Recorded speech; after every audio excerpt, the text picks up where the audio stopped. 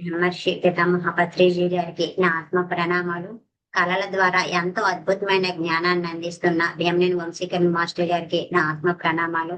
నాకు చక్కగా గైడ్ చేస్తూ నాకు ఈ అవకాశం ఇచ్చిన మానస మేడం గారికి నా ఆత్మ ప్రణామాలు. ఇక్కడ ఉన్న మాస్టర్స్ అందరికీ కూడా నా యొక్క ఆత్మ ప్రణామాలు. బుద్ధ భగవానుల వారికి నా యొక్క ఆత్మ ప్రణామాలు. ఈ రోజు మనము బుద్ధుని అష్టాంగ మార్గం గురించి తెలుసుకుందాం మాస్టర్స్. అయితే బుద్ధుడు మానవులందరూ ఆనందంగా జీవించాలన్నది అతని కోరిక. దీని గురించి చాలా మార్గాలను అతను అనుసరించాడు. ఎన్నో మార్గాలని ద్వారా అతను ఎన్నో విషయాలు తెలుసుకొని వాటిని ఆచరించి ఏది సరైనది ఏది సరికానిది అనే తెలుసుకున్న తర్వాత మనకి అందించింది ఏంటి అంటే అష్టాంగ మార్గము. ఈ అష్టాంగ మార్గంలో 8 పాయింట్స్ మనకి ఇచ్చారు మాస్టర్స్. అయితే దీని వలన ఈ అష్టాంగ మార్గం వలన మానవులందరూ కూడా ఆనందంగా జీవించవచ్చు అని మనకి అతను చెప్పడం జరిగింది. అయితే ఈ అష్టాంగ మార్గంలో మొదటిది తెలుసుకోవాల్సింది ఏంటంటే మనుషులు 2 రకాలుగా ఉంటారు. ఒకటి ఏంటి ప్రబుద్ధులు, 2 బుద్ధులు. అంటే చాలా వరకు మనుషులు ఎలా ఉంటారు అనేసి అంటే ప్రబుద్ధులుగా ఉంటారు, అంటే బుద్ధి లేని వ్యక్తులుగా ఉంటారు. అయితే ఇక్కడ బుద్ధి అంటే ఏంటి అంటే మాస్టర్స్ కామన్ సెన్స్, అంటే కనీస ఇంగిత జ్ఞానం కూడా లేకుండా ఉండడమే ప్రబుద్ధులుగా ఉండడము. మనము చక్కగా జ్ఞానంతో కామన్ సెన్స్ తో ఉండడమే బుద్ధుడిగా ఉండడము. అయితే మనకి పత్రిజీ సార్ ఒక విషయం చెప్తారు, బుద్ధులుగా మారడమే కాదు వాళ్ళు మహాబుద్ధులుగా కూడా మారాలి అనేసి మనకి పత్రిజీ సార్ చెప్తారు. అయితే ఇక్కడ మినిమం మనము ప్రబుద్ధులుగా ఉన్నామా బుద్ధులుగా ఉన్నామా అనేసి మనకి మనం చెక్ చేసుకోవాలి. మరి అది ఎలా తెలుసుకోవాలి, మనం ఎలా ఉన్నాము అనేసి మనం ఎలా తెలుసుకోవాలి అంటే సార్ ఒక చెప్తారు ఏంటంటే ఒక 41 days అన్నమాట మీకు మీరు ఒక దీక్షగా పెట్టుకొని మీరు ఎప్పుడైనా సరే మీరు మాట్లాడేటప్పుడు కానీ లేకపోతే మీరు ఏదైనా పని చేసేటప్పుడు కానీ అరే బుద్ధి లేకుండా నేను మాట్లాడానే అలాగ మాట్లాడకుండా ఉండవలసిందే, లేకపోతే ఏదైనా మిస్టేక్ పని చేసేటప్పుడు అసలు బుద్ధి లేని పని చేశాను అలా చేయకపోవలసిందే. అలా మనము ఒక 41 రోజులు చేయకుండా అలా మనకు మనం అనుకోకుండా ఉండాలి. అలా ఎప్పుడైతే మనకు మనం అనుకోకుండా ఉన్నామో అప్పుడు మనము బుద్ధులుగా ఉన్నట్టు, లేకపోతే ప్రబుద్ధులుగా ఉన్నట్టు. అయితే ఇది ఫస్ట్ పాయింట్. సెకండ్ పాయింట్ ఏంటంటే మనకు మనమే కాదు మన చుట్టూ వాళ్ళు కూడా మనకి ఏటి ఇంత బుద్ధి లేకుండా ప్రవర్తించావు, ఎందుకు అక్కడ అలా బుద్ధి లేకుండా మాట్లాడావు, అలా మనకి మన చుట్టుపక్కల కూడా వాళ్ళు కూడా అనకుండా ఉండాలి. అలా ఉన్నట్లయితే 41 days మనము బుద్ధులుగా ఉన్నట్లే, లేదా మనము ప్రబుద్ధులుగా ఉన్నట్టు. అయితే మనకి ఇక్కడ బుద్ధిని అష్టాంగ మార్గం ద్వారా ఇంకా క్లారిటీకి ఇచ్చారు అసలు ఏ విషయంలో ఎలా ఉండాలి, ఏ విషయంలో మనం ఉంటే బుద్ధులుగా ఉన్నాము, ఏ విషయంలో మనం లేకపోతే ప్రబుద్ధులుగా ఉన్నాము అని మనకి ఇక్కడ తెలుసుకోవచ్చు అనమాట. అయితే పత్రిజీ సారు తన ఉండేటప్పుడు చాలా వరకు తన చుట్టూ ఉన్న వారిని ప్రతి విషయంలోన బుద్ధుని అష్టాంగ మార్గంలో ఏదైతే ఇచ్చారో అలా వాటికి సంబంధించిన అన్ని విషయాల్లోనూ కూడా ప్రతి ఒక్కరిని సరిచేస్తూ వచ్చారు. అయితే ఇప్పుడు అతను అందించిన అష్టాంగ మార్గం ద్వారా మనకు మనం చెక్ చేసుకోవచ్చు అనమాట. ఇప్పుడు మనకు మనం చెక్ చేసుకొని మనం ఎలా ఉన్నాము, బుద్ధులుగా ఉన్నామా ప్రబుద్ధులుగా ఉన్నామా అని మనకు మనము చెక్ చేసుకోవాలి. ఫర్ ఎగ్జాంపుల్ ఆ బుద్ధి విషయానికి వస్తే, కామన్ సెన్స్ విషయానికి వస్తే మనము బస్సులో ప్రయాణిస్తున్నామండి. మనం బస్సులో ప్రయాణించినప్పుడు మన సీట్ లో కూర్చొని ఉన్నాము, మన ముందుకు ఒక వృద్ధుడు కానీ లేకపోతే ఒక ముసలావిడ కానీ వచ్చి నిల్చున్నప్పుడు మనము ఏం చేస్తాము, కొంతమంది లేచి మీరు కూర్చోండి అనేసి వాళ్ళు నిల్చుంటారు, ఎందుకంటే వాళ్ళకి నిల్చోగలుగుతారు కాబట్టి. ఈ ముసలోళ్ళు ఎక్కువసేపు నిల్చోలేరు కదా, అందుకని వాళ్ళకి సీట్ ఇస్తారు. ఇది బుద్ధి ఉన్న వాళ్ళు, అంటే ఇది కనీస ఇంగిత జ్ఞానము ఉండడం అన్నది. ఎలాంటి ఎగ్జాంపుల్స్ చాలా ఉన్నాయి. అయితే దీంట్లో మనకు మనమే చెక్ చేసుకోవాలి. బుద్ధిని అష్టాంగ మార్గంలో ఫస్ట్ది అంటే మనకి 8 పాయింట్స్ ఇవ్వడం జరిగింది. దాంట్లో ఫస్ట్ది ఏంటంటే సరైన దృక్పథాలు. మనము సరైన దృక్పథాల్లో ఉన్నామా అంటే ఈ సరైన దృక్పథం అన్నది ఏంటంటే భావనా క్షేత్రానికి సంబంధించింది. మన యొక్క మనకి ఆత్మ క్షేత్రము, భావనా క్షేత్రము, వాక్ క్షేత్రము, శాస్త్ర క్షేత్రము ఇలా 4 ఉన్నాయి కదా! దాంట్లోన ఈ సరైన దృక్పథాల విషయానికి వస్తే భావనా క్షేత్రము. మన భావనలు ఎలాగుంటాయంటే, అరే ఇది నా వల్ల కాదు. ఇది నా వల్ల ఎక్కడవుద్ది. నేనిది చేయలేను. ఇవన్నీ కూడా సరికాని దృక్పథాలు. సరైన దృక్పథాలంటే ఇది నేను చేయగలను అనేది సరైన దృక్పథము. కొంతమంది చూడండి, నేను కొన్ని పాయింట్స్ లాగా వీటిని చెప్తాను మీకు అర్థం అవటానికి. ఇంకో పాయింట్ ఏంటంటే, చాలా వరకు చాలా మంది ఏంటంటారంటే, అరే ఈ పని రేపు చేద్దాంలే, లేకపోతే ఎల్లుండి చేద్దాంలే, అవతల రోజు చేస్తా, ఇలా పోస్ట్ పని చేస్తూ ఉంటారు. అది ఏంటంటే సరికాని దృక్పథము. లేదు ఈ పని ఇప్పుడే ఫినిష్ చేయొచ్చు, ఇప్పుడే ఫినిష్ చేస్తాను అన్నది సరైన దృక్పథము. చాలా మంది ఇంకొక పాయింట్ ఏంటంటే, చాలా మంది ఇప్పుడు వంట విషయానికి వచ్చారు అనుకోండి, ఇంట్లో కుటుంబానికి మట్టుకే వండుకోవడం అన్నమాట వాళ్ళకి అలవాటు అవుతుంది అనమాట. అప్పుడు వాళ్ళు ఏమంటారంటే, నేను ఇంట్లో వాళ్ళకైతే వండి పెట్టేస్తుంది కానీ ఇంకా ఒక 10 మంది 20 మంది వస్తే నేను వండి పెట్టలేను అనేసి అంటారు. అది సరికాని దృక్పథము. మనము చెయ్యగలము అన్నది సరైన దృక్పథము. ఇంకా నెక్స్ట్ పాయింట్ ఏంటంటే, చాలా మంది అంటారు కృష్ణుడు, బుద్ధుడు, రాముడు వీళ్ళందరి వల్ల చాలా వర్క్ జరిగింది. అంటే భూమి మీద ఎంతో జ్ఞానం పంచబడింది. ఎన్నో విధాలుగా మతాలు గాని, కులాలు ఇవన్నీ సంస్కరించబడ్డాయి. అంటే వాళ్ళు పుణ్య పురుషులు కాబట్టి వాళ్ళ వల్ల అయింది. మన వల్ల ఎక్కడ అవుద్ది? ఇది సరికాని దృక్పథము. అందరిలోనూ ఉన్నది ఆ దివ్య చైతన్యమే. వాళ్ళు సాధన ద్వారా వాళ్ళని వాళ్ళు పరిపూర్ణం చేసుకున్నారు. వాళ్ళని వాళ్ళు ఇంకా ఉన్నతంగా ఎదిగారు. ఇది అటువంటి సాధనే మనం చేయగలిగితే మనం కూడా ఎదుగుతాము అన్నది సరైన దృక్పథం. ఇంకా మన యొక్క కర్మ విపాక ప్రక్రియకే వస్తే చాలా మంది ఏమంటారంటే, దీని వల్ల బయటపడారు అంటే కర్మలో చాలా వరకు కర్మ సిద్ధాంతము అన్నది నమ్ముతారు. కాకపోతే ఏంటంటే వాటిని చూసుకొని వాటిని రియలైజ్ అయ్యి వాటికి క్షమాపణ, పరివర్తన, ప్రాయశ్చిత్తము ఈ పాయింట్స్ అన్ని చెప్తే కొంతమందికి ధ్యానానికి ఎక్కదనమాట. అయితే చాలా వరకు ఇప్పుడు ఈ యొక్క కర్మ విపాక ప్రక్రియ ద్వారా సుమారు 70% 80% మంది చక్కగా వాటిని క్లియర్ చేసి బయటపడ్డారు. అయితే మా వల్ల కాదు అనే అనుకున్న వాళ్ళందరూ సరికాని దృక్పథంలో ఉన్నారు. వాళ్ళకైతే నాకెందుకు కాదు, నేను కూడా చేయగలను, నేను కూడా ఇటు నుంచి బయటపడగలను అనే అటువంటి దృక్పథాలు ఎవరైతే కలిగి ఉన్నారో వారు సరైన దృక్పథాల్లో ఉన్నట్లు. అంటే ఈ సరైన దృక్పథాలు ఏంటంటే మనం ఇవన్నీ కూడా ప్రతిదీ కూడా చేయగలను అనే ప్రయత్నం చేసేటప్పుడు సరైన దృక్పథంలో ఉండటం అనమాట. ఇలాగే సరైన భోజనము, సరైన ఆలోచనలు, సరైన పనులు ఇవన్నీ కూడా సరైన దృక్పథాలు కలిగి ఉండడం అనమాట.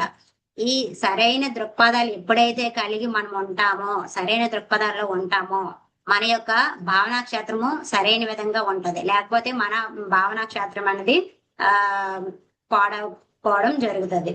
నెక్స్ట్ పాయింట్ ఏంటంటే సరైన కోరికలు. మన కోరికలు ఎలాగ ఉండాలంటే సరైన కోరికలు ఉండాలి. చూడండి, చాలా మంది అంటే ఏదైనా క్లాస్ స్టార్ట్ చేసినా లేకపోతే ఏదైనా వర్క్ చేసినా చాలా మంది ఏమంటారంటే, నేను ధ్యానం చేస్తున్నాను కాబట్టి ఇప్పుడు వర్షము ఒకవేళ వచ్చినా వర్షం ఆగిపోవాలి, లేకపోతే ఎక్కువ ఎండ తీవ్రత ఉంటే కొంచెం చల్లగా ఉండాలి, మబ్బులు వేయాలి, ఇలాంటి కోరికలు కోరుకుంటున్నారు అనమాట. అప్పుడు పత్రిజీ సారు చాలా వరకు సరి చేశారు చాలా మందికి. ఇలా కోరుకోకూడదు. ఇవన్నీ కూడా సరికాని కోరికలు. సరైన కోరికలు ఏంటంటే విశ్వం నాకు సహకరించాలి, నేను చేసే పని చక్కగా అద్భుతంగా ఎటువంటి ఆటంకాలు లేకుండా జరగాలి, ఇవన్నీ కూడా సరైన కోరికలు. చూడండి, కోరికకు కూడా సరైన కోరికలు ఉంటాయి, సరికాని కోరికలు ఉంటాయి. ఫర్ ఎగ్జాంపుల్ మన ఇళ్లలోనే పిల్లల విషయానికి వస్తే ప్రతి ఒక్కరు కూడా కోరుకుంటారు, మా పిల్లలు బాగా చదవాలి, మా పిల్లలు చక్కగా ఉద్యోగంలో స్థిరపడాలి అనేసి కోరుకుంటారు. అది ఓకే, అది సరైన కోరికలు. కానీ కొంతమంది పేరెంట్స్ ఎలా ఉంటారంటే మా పిల్లలు ఇదే కోర్స్ చేయాలి, ఇదే నేను చెప్పిన ఈ ఉద్యోగమే చెయ్యాలి, ఇందులోనే వాళ్ళు స్థిరపడాలి, ఇవన్నీ కూడా సరికాని కోరికలు. ప్రతి విషయంలో చెక్ చేసుకోవాలి మనము. ఆ బుద్ధులం అవ్వాలి అనేసి అంటే ఏ ఈ యొక్క బుద్ధుని యొక్క అష్టాంగ మార్గంలో సెకండ్ పాయింట్ అయినా సరైన కోరికలు కలిగి ఉండాలి. ఇంకా ఇంకొక పాయింట్కి వస్తే ఏంటి మాస్టర్స్ అంటే, ఇప్పుడు రావణాసురుడు ఉన్నాడు. రావణాసురుడు సీతాదేవిని కోరుకున్నాడు. ఓకే, అది సరైన కోరిక. కానీ తన ఇష్టం లేకుండా తన బలవంతంగా తీసుకువెళ్ళి అక్కడ తను తన్ని బలవంతంగా తీసుకుని వెళ్ళి అక్కడ ఇబ్బంది పెట్టడం అన్నది సరికాని కోరిక. కనుక ఇక్కడ ముఖ్యంగా తెలుసుకోవాల్సింది ఏంటంటే, ఎవరిని బలవంతం పెట్టకూడదు, ఎవరిని హింసించకూడదు, అలాంటి కోరికలు కోరుకోకూడదు. అలాంటి కోరికలన్నీ కూడా సరికాని కోరికలు. అదే ఇతరులతో అంటే ఇతరులకు ఎటువంటి ఇబ్బంది కలగకుండా మనం ఎటువంటి కోరికలు కోరుకున్నాక సరే అవి సరైన కోరికలు. ఫర్ ఎగ్జాంపుల్ మనము చూసుకుంటే, ఇది నాకు కావాలి అన్నది సరైన కోరిక. ఇది నాకే కావాలి, నా దగ్గరే ఉండాలి, అది ఏదైనా కానివ్వండి, అది సరికాని కోరిక. ఫర్ ఎగ్జాంపుల్ నేనే ఉన్నాను. ఫర్ ఎగ్జాంపుల్ నాకు ఒక చీర లేకపోతే ఒక బంగారం ఇయర్ రింగ్స్ ఏదో ఒకటి కావాలి. ఓకే, అది సరైన కోరిక. కానీ అక్కడ ఆ ఇంట్లో ఆ స్తోమత ఉందా లేదా? లేదు, నాకు ఇది లేదు అన్నప్పుడు కూడా నాకు ఇది కావాలి, నువ్వు అప్పసప్పు చేసి నాకు కావాలంటే కావాలని నాకు డబ్బు ఇవ్వాలి అనేసి పేచి కూర్చొని అక్కడ వాళ్ళకి ఇబ్బంది పెడితే అది అనమాట సరికాని కోరిక కింద వస్తది. కనుక ఇక్కడ ఎక్కడ కూడా బలవంతం అనేది ఉండకూడదు. ఇంకొకటి చూసుకుంటే, మనకు బాగా పెట్స్ పెంచుకోవడము చాలా ఇష్టము చాలా వరకు. కుక్కల్ని, పిల్లిల్ని, ఏవేవో జంతువులు పెంచుకుంటూ ఉంటాము. అయితే పెంచుకునేటప్పుడు మనం ఎలా ఎలా ఉంచుతున్నాం వాటికి, మనకి సృష్టికర్త ఇచ్చే స్వేచ్ఛ మనం వాటికి ఇస్తున్నామా లేదా అది చెక్ చేసుకోవాలి. చూడండి, మనకి ఇప్పుడు సృష్టికర్త ఎంతో స్వేచ్ఛనిచ్చారు. మనం ఎక్కడ కావాలంటే అక్కడికి వెళ్తున్నాము, ఫ్రెండ్స్ తోటి ఉంటున్నాము. కానీ వాటిని మనము ఇంట్లోనే గొలుసేసి ఉంచుకోవడము, లేకపోతే ఇంట్లోనే ఉంచుకోవడము, మనం ఎక్కడ వెళ్ళేటప్పుడు కూడాను వాటిని ఇంట్లో పెట్టేసి వెళ్ళిపోవడము, ఇవన్నీ కూడా సరికాని కోరికలు. మనం ఎప్పుడైతే సృష్టికర్త మనకి ఇచ్చిన స్వేచ్ఛ, మనం ఇతర జీవరాశులకు ఇచ్చిన స్వేచ్ఛ మనం వాటికి ఎప్పుడైతే ఇస్తున్నామో అది సరైన కోరిక. లేదు అంటే వాటికి తగ్గట్టు మూల్యం చెల్లించవలసిందే. అదే కర్మ రూపంలో మళ్ళీ మనం తీసుకోవాలి. కనుక మనం ఎప్పుడైనా సరే ఎటునైనా ఇంట్లో పెట్స్ ని పెంచుకునేటప్పుడు ఇది ఒకటి చెక్ చేసుకోవాలి, వాటికి స్వేచ్ఛ ఇస్తున్నామా లేదా. అవి ఎక్కడ కావాలంటే అక్కడికి వెళ్ళి తిరిగి వచ్చి మన దగ్గరకు ఉంటే ఓకే. కానీ లేదు, అవి బయటికి వెళ్తే మళ్ళీ ఇదైపోతాయి, నా దగ్గరే ఉండాలి అంటే అది సరికాని కోరిక. ఈ కోరిక అన్నది ఏంటంటే ఆత్మక్షేత్రానికి సంబంధించింది మాస్టర్స్. ఇప్పుడు మనము సరికాని కోరికలు కోరుకోవడం వల్ల ఇవన్నీ కూడా మన ఆత్మక్షేత్రాన్ని పాడు చేయడం జరుగుతుంది. కనుక మన ఆత్మక్షేత్రం అద్భుతంగా ఉండాలంటే మనము ప్రతి విషయంలో ఇది సరైనదా సరికానదా అన్నది ఇప్పుడు మనం తెలుసుకున్నవైతే కొన్ని పాయింట్స్, కానీ చాలా ఉంటాయి. వాటిని ఎవరికి వాళ్ళు గమనించుకొని సరైన కోరికలో ఉన్నామా సరికాని దాంట్లో ఉన్నామా అన్నది చెక్ చేసుకున్నప్పుడు మన ఆత్మక్షేత్రం అనేది అద్భుతంగా ఉంటది. నెక్స్ట్ ఏంటంటే సరైన వాక్కు. ఇది వాక్ క్షేత్రానికి సంబంధించింది. మన వాక్కు ఎలా ఉండాలంటే ఎవరిని కూడా ఇబ్బంది పెట్టకూడదు. పత్రిజీ సార్ ఒక మాట చెప్తారనమాట. ఏంటంటే నోటిలోని మాట నుదుటి మీద రాత. మన మాటలు మన నోటి నుంచి వచ్చే ప్రతి మాట మన నుదుటి మీద రాతగా మారిపోతుంది. ఫర్ ఎగ్జాంపుల్ మనము ఎవరినైనా ఇబ్బంది పెట్టినట్లుగా మాట్లాడామనుకోండి, అది రిటర్న్ మళ్ళీ మనము విశ్వంలోకి వెళ్ళి అది రిటర్న్ అయ్యి మనకే వస్తుంది అనమాట. అదే నుదుటి మీద రాత. అలా అనమాట మన వాక్ క్షేత్రాన్ని మనము శుద్ధిగా ఉంచుకోవాలి. పత్రిజీ వాక్ క్షేత్రం బుక్ చక్కగా రాశారనమాట. వాక్ క్షేత్రం 1, 2 2 బుక్లు ఉంటాయి. ఇంకా వాటి గురించి క్లారిటీ కావాలంటే ఆ బుక్ లో చాలా వివరంగా ఉంటది. అయితే మన వాక్ క్షేత్రం ఎలా ఉండాలంటే నో జడ్జిమెంట్. ఎవరిని కూడా జడ్జి చేసే విధంగా ఉండకూడదు. నువ్వు ఇది చెయ్యి, అది చెయ్యి, అలాగుండు ఎలాగుండు అలా ఆ విధంగా జడ్జి చేసే విధంగా ఉండకూడదు. ఇంకా నో కామెంట్స్. ఎవరిని కూడా కామెంట్స్ చేయకూడదు. వాడు అలా ఉన్నాడు, వీడు ఎలా ఉన్నాడు అన్నట్టుగా ఆ విధంగా కామెంట్స్ చేసి అంటే గేలి చేయకూడదు. ఎవరిని కూడా గేలి చేయకూడదు. అది ఇంకా నెక్స్ట్ ఇంకో పాయింట్ ఏంటంటే నో గాసిప్స్. అంటే ఇక్కడ మాటలు అక్కడ, అక్కడ మాటలు ఇక్కడ, ఒక వ్యక్తి ఉన్నప్పుడు ఒకలాగా, ఆ వ్యక్తి వెళ్ళిపోయిన తర్వాత అతని పట్ల వేరేలాగా ఇలా మాట్లాడడం వల్ల మన వాక్ అన్నది సరికాని వాక్కులో మాట్లాడడం అనేది మన వాక్శాస్త్రాన్ని పాడు చేస్తుంది అనమాట. ఇంకా ఇంకొక పాయింట్ ఏంటంటే నో ఇంటర్ఫియర్స్. ఎవరి విషయాల్లో జోక్యం చేసుకోకూడదు. ఎవరి విషయాల్లో జోక్యం చేసి తగుదినమ్మా నాకు నోరు ఉంది నాలుగు ఉంది అన్నట్టుగా ఎవరి విషయంలో జోక్యం చేసుకున్నాం అనుకోండి, అప్పుడు కూడా మన వాక్క్షేత్రము పరిశుభ్రత పోతుంది అనమాట, అపరిశుభ్రతగా తయారవుతుంది. అప్పుడు మనకి వాక్ శక్తి కోల్పోతాము. ఎంతో ధ్యానం చేసినా ఇంకా ఏం చేసినా సరే ఇక్కడ వాక్ శుద్ధి లేకపోతే ప్రతి సాధకుడికి ఇంపార్టెంట్ ఏంటి అంటే వాక్ శుద్ధి. ఆ వాక్ శుద్ధిని మనం ఏ విధంగా శుద్ధి చేసుకుంటామో అప్పుడు మాత్రమే మనకి వాక్ శక్తి అనేది కలుగుతుంది.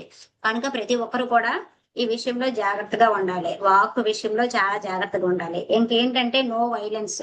కృష్ణుడు మహాభారతంలో చెప్తాడు మన వాక్కు ఎలా ఉండాలంటే పాపంతో ఉద్రేకంతో అలా ఉండకూడదు అనమాట. మన వాక్ అనేది చాలా సున్నితంగా ప్రేమతత్వంతో గట్టిగా కూడా చెప్పొచ్చు, అదే మాట మెల్లికి కూడా చెప్పొచ్చు. అంటే మన వాక్కు వైలెన్స్ తో కూడినగా ఉండకూడదు, సౌమ్యంగా ఉండాలి, మృదువుగా ఉండాలి. అలాంటి వాక్కుని మనము కలిగి ఉండాలి. అలాంటి వాక్కుని కలిగి ఉండాలంటే మనం ఎప్పుడు కూడా వాక్కు శుద్ధి మీద ఫోకస్ చేయాలి. నెక్స్ట్ ఏంటంటే ఇంకో విషయానికి వస్తే మన వాక్కు మాట్లాడేటప్పుడు మాటలు చాలా క్లుప్తంగా ఎవరైనా అంటే ఎవరైనా మనకి పొగిడేటప్పుడు పొంగిపోయే విధంగా, లేకపోతే ఎవరైనా మనకి దూషించినప్పుడు పొంగిపోయే విధంగా మనం ఎప్పుడు ఉండకూడదు. అలా మనం ఇతరులకు కూడా చేయకూడదు. ఈ పాయింట్లో మనము వాక్కుని చాలా శుభ్రంగా ఉంచుకోవాలన్నమాట.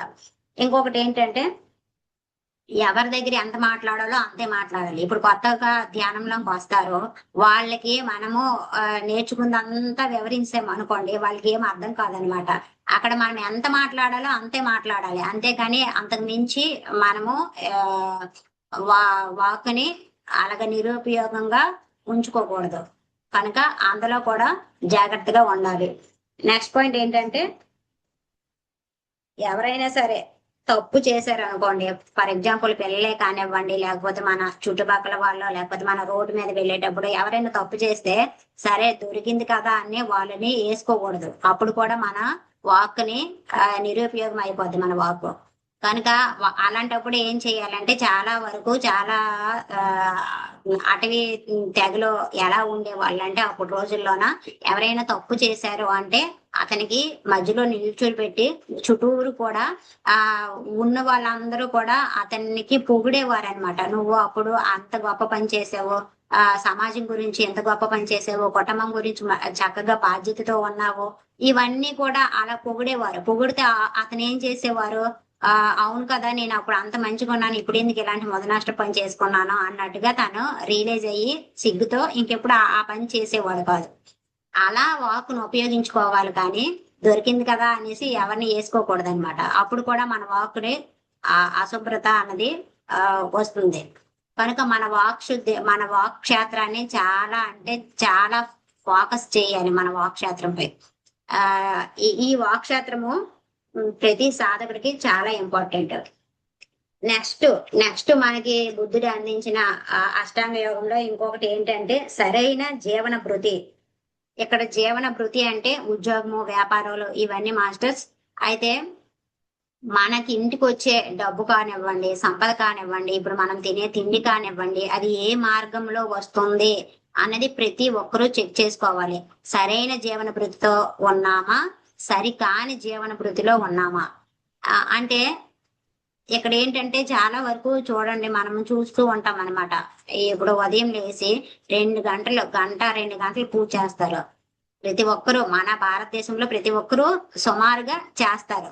చేసిన తర్వాత 1-2 గంటల తర్వాత మళ్ళీ మనం చేసే పనులు ఎలా ఉన్నాయి, ఉద్యోగంలో కానీ వ్యాపారం కానీ ఏం చేస్తారు, వెళ్ళి చక్కగా దేవుడికి దీపం పెడతారు, అగరబత్తిలు వెలిగిస్తారు, ఇంకా అక్కడ గల్లాపెట్టె దగ్గర కూర్చొని ఇంకా అంతే, ఇంకా అక్కడి నుంచి చెప్పవసరం లేదనమాట. ఎన్నో అబద్ధాలు, ఎన్నో అక్రమాలు ఇలాంటివన్నీ సరికానివన్నీ చేస్తూ ఉంటారు. అలా మన జీవన భృతి ఉండకూడదు. ఆ ఇప్పుడు ఇతర ఇప్పుడు ఇప్పుడు చికెన్ కొట్లు, మటన్ కొట్లు, ఈ చేపల చెరువులు, చేపల వ్యాపారాలు ఇవన్నీ కూడా సరికాని జీవన భృతి. సరైన జీవన భృతి ఏంటంటే మనం ఏదైతే కష్టపడుతున్నామో వాటి నుంచి వచ్చిన డబ్బు కొంచెమైనా సరే అది సరైన జీవన భృతి. వాళ్ళు అనమాట వాళ్ళు అలా సరైన జీవన భృతిలో ఉన్నప్పుడు వాళ్ళు బుద్ధిలోగా తయారవుతారు. లేదు ఇది నా యొక్క ధర్మము, ఇది నా వృత్తి అనేసి కొంతమంది అనమాట ముసుగులు వేసుకుంటారు అనమాట. దీన్నే సార్ ఏమంటారంటే సదుపాయ శాస్త్రం అంటారనమాట. అంటే వాళ్ళ సదుపాయాల గురించి, మరి నేను కుటుంబం గురించి చెయ్యాలి కదా, మరి నేను కుటుంబంకి సంపాదించి పెట్టాలి కదా అనేసి కొంతమంది ముసుగులు వేసుకుంటారు. కానీ అది సరైన జీవన భృతిలో ఉంటే ఓకే, సరికాని జీవన భృతిలో ఉన్నప్పుడు మాత్రము దాన్ని విడిచిపెట్టేయాలి. ఫర్ ఎగ్జాంపుల్ ఒకసారి పత్రి సార్ కూడా ఒక అతను ఏమంటారంటే నేను మున్సిపల్ కార్పొరేషన్ లో చేస్తున్నాను, మున్సిపాలిటీ ఉంటది కదా దాంట్లో చేస్తున్నాను. అయితే అక్కడ ఏంటంటే కుక్కలు పట్టడం ఉంటది, వాటిని చంపడం ఉంటది. మరి నేను ఏం చెయ్యాలని అడిగితే పత్రి సార్ ఏమన్నారంటే దాన్ని వదిలే అనేసి అన్నారు. మరి అది వదిలేస్తే మరి నా కుటుంబ పోషణ అనేసి అంటే నువ్వు సరైన జీవన భృతిలో ఉండాలి, నువ్వు బుద్ధుడిగా మారాలి అంటే అది వదిలే.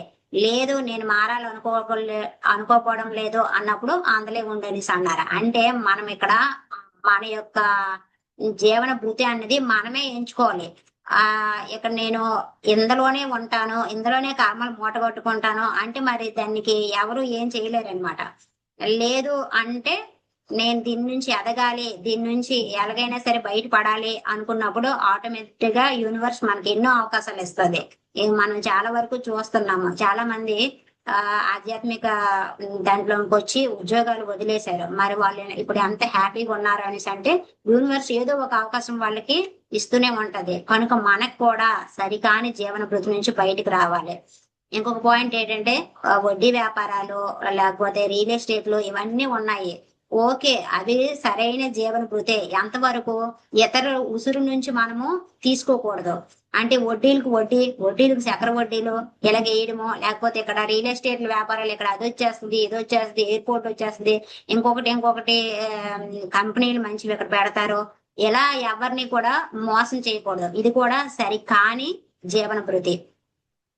ఇప్పుడు మనము వెజిటేరియన్, ఓకే, నాన్ వెజ్ తినట్లేదు, ఏ జీవుల్ని హింసించట్లేదు, ఓకే. కానీ మనం తీసుకునేటప్పుడు, మన కూరగాయలు తీసుకునేటప్పుడు కానీ ఇంకే విధంగా కానీ ఇతరుల యొక్క ఉసురు నుంచి మనము తీసుకోకూడదు. కూరగాయలు కొనేటప్పుడు కూడా ఎన్నో బేరాలు ఆడి వాడిని గీకి ఆ తెచ్చిన వ్యక్తి తనకి వీలు కాకపోయినా కుదరకపోయినా ఆ డబ్బులకి ఇవ్వడము, కానీ ఉసూరు మన ఇవ్వక తప్పదు. ఆ పరిస్థితికి లొంకి తీసుకొచ్చి బేరాలు ఆడతారు చాలా మంది. అది కూడా సరికాని జీవన భృతి. మనం ఎప్పుడు ఇవన్నిటిని గమనించుకుంటూ మనం దేంట్లో ఉన్నామో, మనం బుద్ధులుగా ఎదగాలంటే ఎటువంటి జీవన భృతిలో ఉన్నామన్నది మనం చెక్ చేసుకోవాలి. నెక్స్ట్ బుద్ధుడు అందించిన అష్టాంగ మార్గంలో 5th పాయింట్ ఏంటంటే సరైన కర్మలు. ఇది శాస్త్రాక్షేత్రంకు సంబంధించింది. అంటే మన శాస్త్రాలు ఎలా ఉన్నాయి అన్నది మనం చెక్ చేసుకోవాలి. అయితే సరైన కర్మలు ఏంటి, సరికాని కర్మలు ఏంటి అనే విషయానికి వస్తే మనం ఇప్పుడు ఫర్ ఎగ్జాంపుల్ ధ్యానం చెప్పడానికి వెళ్ళామండి. వెళ్ళేటప్పుడు చాలా వరకు చాలా మంది ఎలాగంటారంటే నేను ఈ ఇబ్బందితో ఉన్నాను, నేను ఈ యొక్క పరిస్థితి నుంచి బయటపడాలనుకుంటున్నాను, దయచేసి నాకు కొంచెం హెల్ప్ చేయండి, నాకు ధ్యానం నేర్పించండి, కర్మ విపాకం నేర్పించండి, నేను చేసుకుంటాను అనేసి చాలా మంది ఉంటారు. వాళ్ళు అది సరైన కర్మలు అంటే వాళ్ళకి చెప్పడం అన్నది సరైన కర్మలు. వాళ్ళు చేస్తున్నది కూడా అక్కడ అది ఆ పాయింట్కి వస్తే అది సరైన కర్మలు. అంటే వినయంతో ఉండడము అన్నది సరైన కర్మలు. ఏంటి మీరేటో ధ్యానాలు చేస్తున్నారంట, అవి ఎలా ఉంటాయి అనేసి ఒక రెక్లెస్ గా మాట్లాడతారు కదా, వాళ్ళు ఆ విషయానికి వస్తే అది సరికాని కర్మలు. అలా ఉండకూడదు అనమాట. సరికాని కర్మల్లో ఉన్నామా, సరైన కర్మల్లో ఉన్నామా, ఎక్కడ వినయంతో ఉండాలి, ఎక్కడ వినయం లేకుండా ఉన్నాము అవన్నీ మనం చెక్ చేసుకోవాలి. ఇంకొకటి ఏంటంటే శ్రీకృష్ణ పరమాత్మ అర్జునుడికి భగవద్గీతని 18 అధ్యాయాలుగా చెప్పాడు, మన అందరికీ తెలుసు. అయితే ఆ, ఎందుకు అర్జునుడికే చెప్పాడు అనే విషయానికి వస్తే అతని అనమాట ఒక దాంట్లో ఉన్నాడనమాట. ఆ కృష్ణ పరమాత్మ, నాకు అసలు ఏమీ తెలియదు, నేను నీకు శరణ కోరుకుంటున్నాను, అసలు దీని నుంచి నేను ఎలా బయటపడాలి అనేసి ఎంతో వినయంతో అడిగాడు కాబట్టి ఆ ఆ యొక్క భగవద్గీత అన్ని అధ్యాయులుగా చెప్పడం జరిగింది. అంటే ఆ వినయానికి మెచ్చి శ్రీకృష్ణుడు చెప్పాడు. అది సరైన కర్మలు. అలా మనం కూడా వినయంతో వినయంతో చేసే కర్మలన్నీ కూడా సరైన కర్మలు. ఇది శాస్త్ర క్షేత్రానికి సంబంధించింది. మనం సరైన కర్మలు చేస్తే మన శాస్త్ర క్షేత్రం అన్నది సరిగ్గా ఉంటది అనమాట. నెక్స్ట్ 6th పాయింట్ ఏంటంటే సరైన శ్రద్ధ. సరైన శ్రద్ధ విషయానికి వస్తే మన అందరికీ తెలుసు ఏకలవ్యుడు ఎంత శ్రద్ధతో ఉంటాడో, ఎంత శ్రద్ధతో తన గురువు నేర్పించకపోయినా సరే తను చక్కగా ధ్యానంలో కూర్చొని హాస్టల్ గా తను ఎంత శ్రద్ధతో నేర్చుకుంటాడో మనము ఇక్కడ ఎగ్జాంపుల్ గా ఏకలవ్యుని చెప్పుకోవచ్చు. అయితే ఫర్ ఎగ్జాంపుల్ మన విషయానికి వస్తే ఇప్పుడు మనము క్లాస్ చెప్పుకుంటాము. ఇక్కడ నేను ఎవరైనా చెప్పినప్పుడు కానీ ఫర్ ఎగ్జాంపుల్ నేనే ఇలాగ స్ట్రైట్ కూర్చొని ఇలాగ వింటాను అనమాట. ఆ క్లాస్ అలా అయిపోయిన తర్వాత ఏదైనా క్వశ్చన్ వేసినప్పుడు నేను ఇక్కడ కరెక్ట్ గా కూర్చున్నాను, కరెక్ట్ గా విన్నాను, కానీ నా మనసు అక్కడ ఉందా లేదా. అలా క్వశ్చన్ అడిగినప్పుడు నేను చెప్పలేను అవును విన్నానా వినలేదా, అసలు ఇది పాయింట్ చెప్పారా అన్నట్టుగా మళ్ళీ నేను వాళ్ళని అడిగాను అనుకోండి, అప్పుడు నాకు అక్కడ శ్రద్ధ లేకపోవడము. అంటే ఇక్కడ శరీరాన్ని స్థిరంగా పెట్టాను కానీ మనసు మాత్రము ఎక్కడికో వెళ్ళిపోయింది. అంటే అక్కడ నాకు శ్రద్ధ లేదు అని తీసుకోవచ్చు.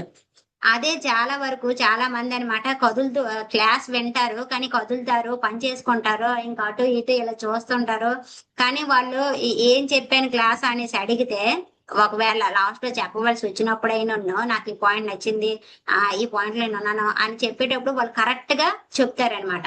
మరి వాళ్ళు ఎలా ఉన్నారు అనేసి అంటే వాళ్ళు శ్రద్ధతో ఉన్నారు. అంటే వాళ్ళ మనసు శ్రద్ధగా ఉంది. శరీరం ఎలాగ ఉన్నాయి ఏ పనులు చేసుకొని, కానీ వాళ్ళ మనసు ఎక్కడ ఉంది, వాళ్ళ మనసులో ఆ శ్రద్ధ ఉంది కాబట్టి వాళ్ళు చక్కగా క్లాస్ వినగలిగారు, అక్కడ చెప్పగలిగారు. అలా ఉంటది అనమాట. మన శ్రద్ధ సరైనదిగా ఉందా లేదా అన్నది ఇక్కడ మనము చెక్ చేసుకోవాలి.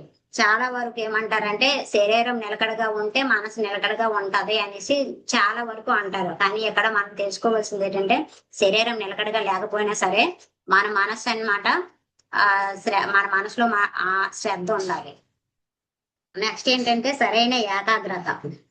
సరైన ఏకాగ్రత విషయానికి వస్తే అర్జునుడు ద్రోణాచార్యుడు శబ్దవేరి విద్యని ఎవరికి నేర్పించాలి, ఎవరికి అర్హత ఉంది అన్నప్పుడు అందరినీ చెక్ చేయించాడు. పక్షిని చూపించి ఆ పక్షిని కొట్టాలి అన్నప్పుడు మీకు అక్కడ ఏం కనిపిస్తుంది అంటే చాలా వరకు చాలా మంది చెట్టుని చూపించారు, ఆకుని చూపించారు, పళ్ళుని చూపించారు, కొమ్మని చూపించారు, పక్షిని చూపించారు. కానీ అర్జునుడు మాత్రము ఆ గుడ్డుని చూస్తాడు అనమాట. అప్పుడు ద్రోణాచార్యుడు చెప్తాడు సరైన ఏకాగ్రత అర్జునుడు అనేసి. కనుక మనం ఇక్కడ అర్థం చేసుకోవాల్సింది ఏమంటే సరైన ఏకాగ్రత. ఇప్పుడు నేను క్లాస్ చెప్తున్నాను, క్లాస్ చెప్పేటప్పుడు ఏకాగ్రతగా ఉండాలి. అదే వింటున్నాను అన్నప్పుడు శ్రద్ధగా వినాలి. నెక్స్ట్ ఏంటంటే సరైన ధ్యానం. సరైన ధ్యానం అంటే ధ్యాన పద్ధతులకు వచ్చినప్పుడు చాలా ఉన్నాయి. మంత్రము, తంత్రము, జపము, పూజ, ఇవన్నీ కూడా ధ్యాన పద్ధతులు. అయితే సరైన ధ్యానం ఏంటంటే శ్వాస మీద ధ్యాస. అయితే ఈ ధ్యానం చేసేటప్పుడు చాలా వరకు మనము ఏమనుకుంటామంటే ఎన్నో ధ్యాన పద్ధతులు ఉన్నాయి కదా, మరి ఇదే ఎందుకు చేయాలి అనేసి అంటే ఇవి మనకి తెలుసు. చాలా అంటే సుమారు 120 ధ్యాన పద్ధతులు ఉన్నాయి. మరి ఇదే ఎందుకు చేయాలి అనేసి అంటే ఇప్పుడు ఈ యుగానికి కావాల్సింది శ్వాస మీద ధ్యాస, ఆనాపానసతి ధ్యానం మాత్రమే ఇప్పుడు ఈ యుగానికి సూటబుల్ అవుతుంది. చాలా వరకు నాకు ఒక యోగి ఆత్మకథ బుక్ చదివేటప్పుడు నాకు కూడా అనిపించింది క్రియాయోగం చాలా పవర్ఫుల్ కదా, క్రియాయోగం చేసుకుంటే బాగుంటది అనేసి. ఆ తర్వాత రోజే నాకు ఒక వీడియో నాకు వచ్చింది అనమాట. సార్ ఆ రోజే వీడియో చేశారు. ఆ వీడియో చూస్తే నాకు అర్థమైంది అప్పుడు ఆ కాలానికి ఆ క్రియాయోగం అన్నది కరెక్ట్, ఇప్పుడు ఈ కాలానికి శ్వాస మీద ధ్యాస అనేది కరెక్ట్ అనేసి అప్పుడు ఆ వీడియోలో విన్నాను. అందుకే నాకు అప్పుడు అర్థమైంది సరే ఓకే సరైన ధ్యానం ఏంటంటే శ్వాస మీద ధ్యాస. ఒకసారి బుద్ధుడి దగ్గరికి ఒక ప్రాపంచిక వ్యక్తి వస్తారనమాట. వచ్చి అడుగుతాడు, అసలు ధ్యానం అంటే ఏంటండి అనేసి అడుగుతాడు. అంటే వాడికి ధ్యానం గురించి ఏమాత్రం నాలెడ్జ్ లేదు. అప్పుడు బుద్ధుడు ఏమంటాడంటే, నువ్వు తినేటప్పుడు తినడము, నడిచేటప్పుడు నడవడము, నువ్వు ఏ పని చేస్తావో ఆ పనిలో నువ్వు ఉండడమే ధ్యానము అని చెప్తాడు.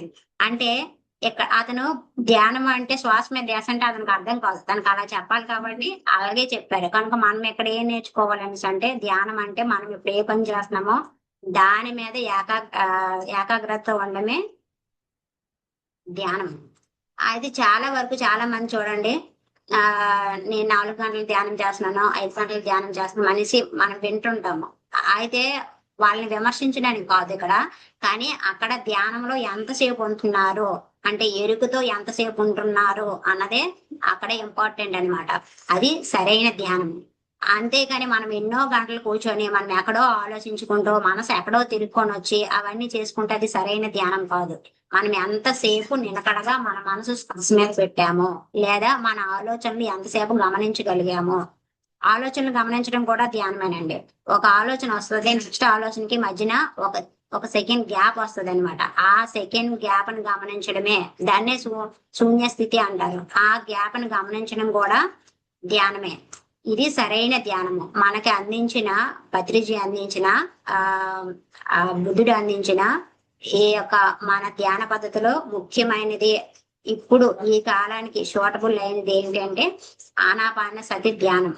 అయితే దీని ద్వారా ఈ బుద్ధుని అందించిన అష్టాంగ మార్గం ద్వారా సరికాని వ్యక్తుల నుంచి సరైన వ్యక్తులుగా ఎదగాలి, ప్రబుద్ధుల నుంచి బుద్ధులుగా మారాలి అంటే ఈ యొక్క 8 పాయింట్లలో మనము ఉండాలి. ఈ 8 పాయింట్లు ఇంకోసారి మనం చెక్ చేద్దాం మాస్టర్స్, ఏంటి అన్నది.